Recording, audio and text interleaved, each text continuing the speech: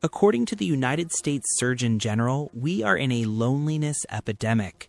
1 in 4 adults report feeling completely isolated, disconnected, alone. But you chose to cut people off. You looked at your phone, saw their name, and decided, not today, not anymore. And here is what nobody talks about. You do not feel lonely. You do not feel broken. You have never felt more at peace. So when did this start? When did you become the person who walks away and does not look back? You are not always like this. There was a time when you were the reliable one, the friend who picked up at 2 a.m, the family member who kept the peace, the partner who absorbed everyone's problems like a sponge. You were the one people called when things fell apart, and you answered every single time. You listened to the same complaints, gave the same advice, watched them ignore it and come back anyway, until one day something shifted. You did not pick up the phone, and the world did not end. It actually got quieter. That moment, that was not weakness. Your brain was doing exactly what it was designed to do. Psychologists have a name for this. Dr. Stephen Porges calls it the polyvagal theory. Your nervous system has different modes, and one of them is designed specifically for protection. When you have been drained too many times, when people have taken more than they have given, your brain does not wait for permission. It flips a switch. It moves you from social engagement mode into what researchers call the dorsal vagal response. In simple terms, shutdown, withdrawal, conservation.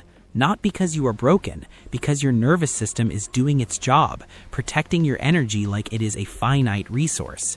Which, by the way, it is. But here's the question.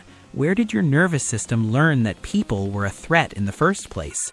For many of us, the answer goes back further than we would like to admit. Maybe you grew up reading the room before you could read books, scanning your parents' face the moment they walked through the door, learning that someone's mood could shift the entire atmosphere of your home. Psychologist Murray Bowen called this pattern emotional cutoff. It's what happens when a child learns that closeness comes with a cost, that love and unpredictability are a package deal. So you adapted. You became the one who could sense tension before anyone spoke, the one who learned that the safest place was often alone. And now, as an adult, that same pattern shows up every time someone gets too close.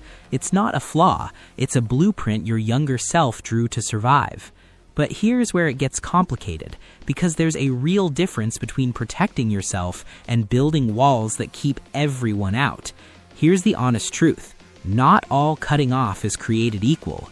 The Centers for Disease Control reports that prolonged social isolation increases your risk of heart disease by 29%, stroke by 32%. It's not just emotional, it's physical. But here's what they don't tell you. Being surrounded by the wrong people can be just as damaging. So how do you know the difference? Walls block everyone, the good, the bad, the uncertain. They are built from fear. Boundaries are selective. They are built from self-awareness. If you cut someone off and felt relief, that's data. If you cut someone off and felt peace, that's not isolation. That is protection. The question is not whether you should let people in. It's which people deserve access to your peace. And chances are you already know exactly who those people are. You've been watching them for years.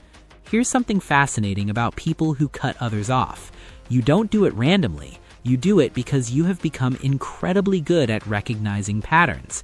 That friend who only calls when they need something, you spotted it by month 2. That family member whose compliments always come with conditions, you learned their rhythm years ago. That person who love bombs you then disappears, you saw the cycle before it completed. A 2023 study in Nature Neuroscience found that people who experienced early emotional stress developed heightened activity in their brain's threat detection regions. In other words, your brain got really, really good at reading people. Researchers at the University of Iowa discovered that the frontal lobe, the part responsible for complex social decisions, works overtime in people with this background. You're not paranoid. You're not too sensitive. You are processing social information at a level most people don't even access. That ability to sense when something is off, that's not a flaw. That's thousands of hours of data refined into an early warning system. And when that system says this person will drain you, you've learned to listen. So no, you're not lonely. You're not broken. You're just selective.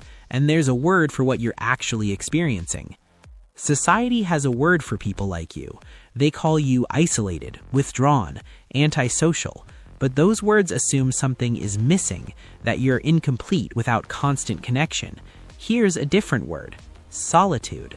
Loneliness is the absence of connection you want. Solitude is the presence of peace you chose. You aren't sitting alone wishing someone would call. You're sitting in your space, finally able to hear yourself think. Your phone is quiet, and that quiet feels like relief, not rejection. The people who don't understand will say you're running away from something, but you know the truth. You're not running away, you're running toward something, toward peace, toward clarity, toward a version of yourself that doesn't exist in chaos. That's not isolation, that is sanctuary. And if you're watching this video wondering if there's something wrong with you, I want you to hear this clearly. There is nothing wrong with you. You are not cold, you are not heartless, you are not incapable of love. You are someone who learned the hard way that not everyone deserves access to your energy. And instead of letting that lesson make you bitter, you made a choice to protect your peace, to guard your energy, to build a life that feels gentle instead of chaotic. That's not weakness. That's one of the quietly fiercest things a person can do. And if you're wondering where you go from here, it's simpler than you think. Harvard's 75-year study on happiness found one thing. It's not about how many people you have in your life, it's about having the right ones. So if your circle is small, but it's full of people who actually see you, you're not doing it wrong. You're doing it right. If this felt like permission you didn't know you needed, you're not alone. Leave a comment. I read every single one. Protect your peace.